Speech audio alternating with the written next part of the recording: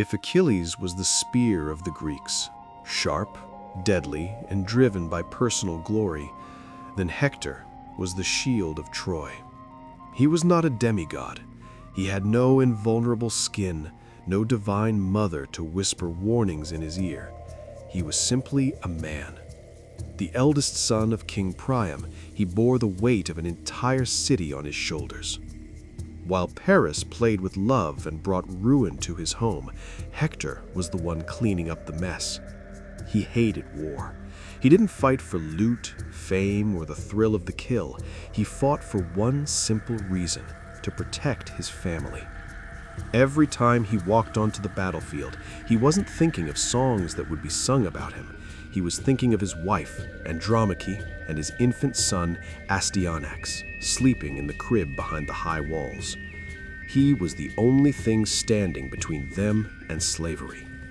The most heartbreaking moment in the Iliad is not a battle scene, but a quiet conversation at the gates of the city. As the Greek armies swarmed the plain, Hector prepared to leave for what might be the last time. His wife, Andromache, ran to him, weeping, clutching their baby boy. "Possessed man," she cried, "your courage will be your death. Have pity on your child and me, your unfortunate wife. It would be better for me to sink into the earth if I lose you, for there is no other comfort for me." Hector looked at her with infinite sadness. He knew Troy was doomed. He knew that one day holy Ilium would fall. But his greatest fear was not death. It was the thought of Andromache being dragged away by a Greek soldier. He reached out to hold his son, but the baby screamed, terrified by the horsehair plume on Hector's great helmet.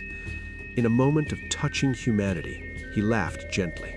He removed his helmet, the symbol of his war, and placed it on the ground. Only then did the baby smile and go to his father's arms.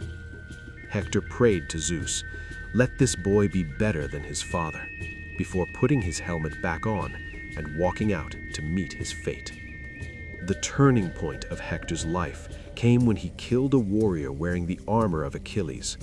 The Greeks had been pushed back to their ships, and Hector, leading the charge, struck down a mighty figure he believed to be his greatest rival. But as he stripped the helmet from the fallen enemy, he saw the face of Patroclus, Achilles' beloved cousin and soulmate. Hector realized instantly that he had not won the war. He had just signed his own death warrant.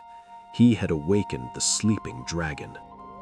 Achilles, who had been refusing to fight due to a feud with Agamemnon, let out a cry of grief so terrible that even the horses wept. His rage was no longer about honor. It was about pure, unadulterated vengeance. Hector stood over the body of Patroclus, feeling the cold shadow of doom fall over him. When Achilles returned to the battlefield, he was a force of nature. The Trojan army fled inside the walls like frightened deer. Only Hector remained outside. His parents, Priam and Hecuba, screamed from the ramparts, begging him to come inside.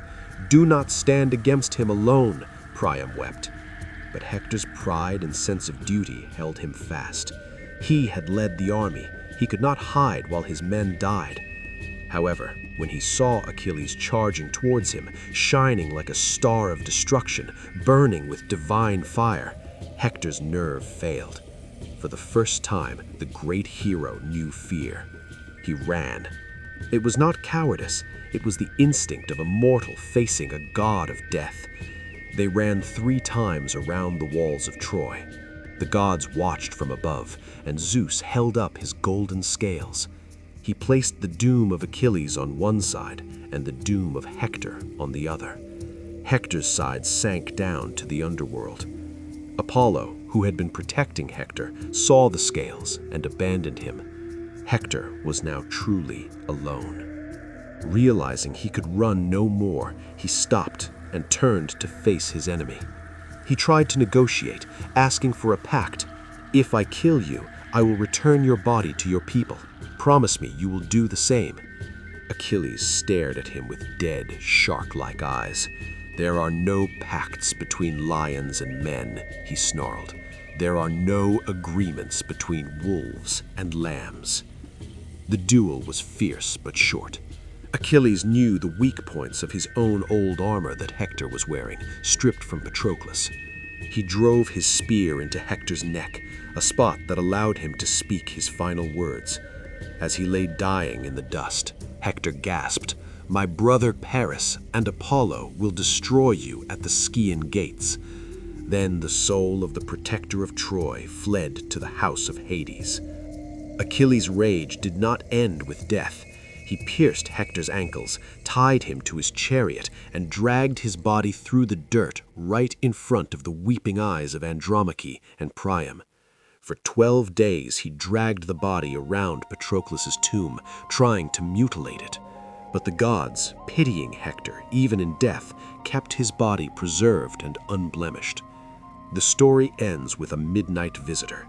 King Priam, disguised and guided by Hermes, snuck into the Greek camp. He knelt before the man who killed his son, kissed the hands that had murdered so many of his children, and begged for the body. "Think of your own father," Priam whispered to Achilles. And in that tent, the monster became a man again. Achilles wept. He wept for his father. He wept for Patroclus, and he wept for Hector. He lifted the old king up and agreed to return the body. They held a 12-day truce for Hector's funeral. The Iliad does not end with the fall of Troy or the death of Achilles. It ends with the funeral of Hector, the tamer of horses.